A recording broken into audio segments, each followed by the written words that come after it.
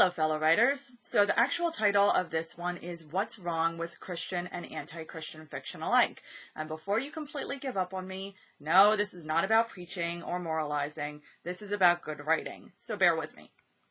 On Tuesday, July 17th, I went to Barnes & Noble for my bi-monthly Genuine Writer meetup group. And while there, I have to confess that I did a bad thing. I bought 2 new books that I didn't need. I have a whole stack of books already that I haven't gotten around to reading yet, and I probably own them for a couple years at least. So bad, Jeanette, bad. Hang my head in disgrace.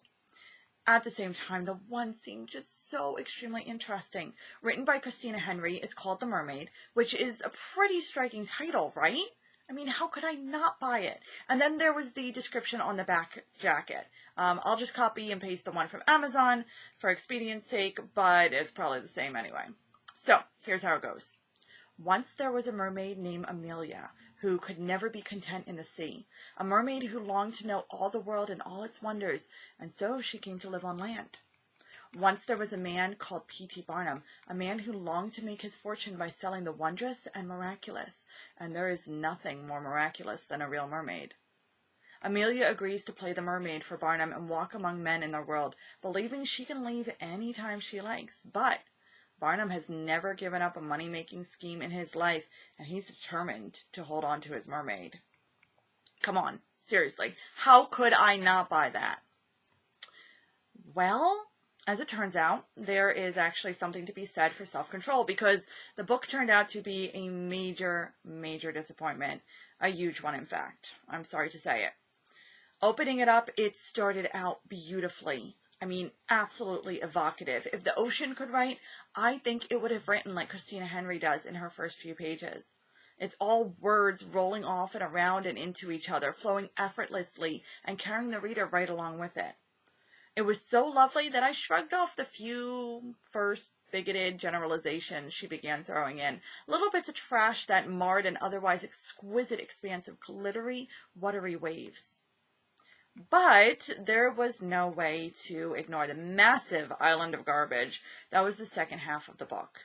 Henry threw all of her true feelings about Christians, men, the American South, and Western civilization in general into her once engaging ocean, making it downright exhausting to swim through.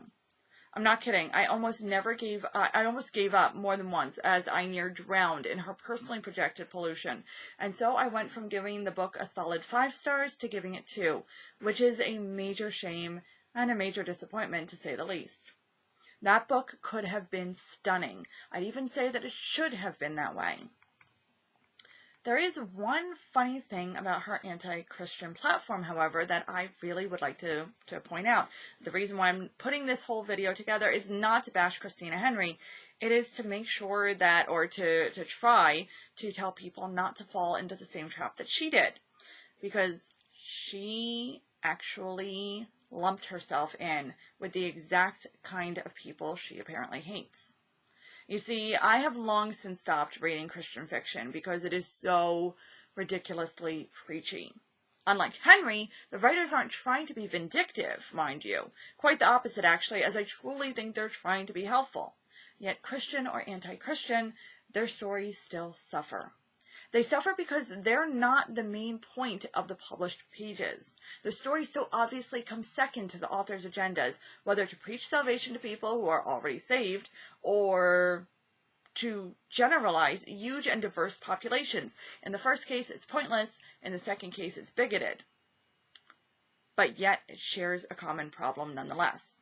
Fiction writers are not supposed to let their stories trample over their ethics and opinions. Please don't get me wrong, I am not trying to say otherwise. It's just that they're also not supposed to let their ethics and opinions trample all over their stories. Trampling is typically something fiction writers want to avoid in general.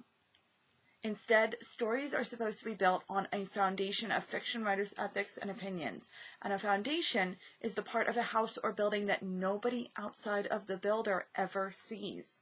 It's what holds everything up, but in a subtle, under-the-scenes manner that doesn't distract from the purpose of everything above it. Otherwise, why bother being a fiction writer at all?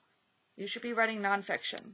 I'm very unhappy or very preachy fiction, nonfiction, but nonfiction nonetheless.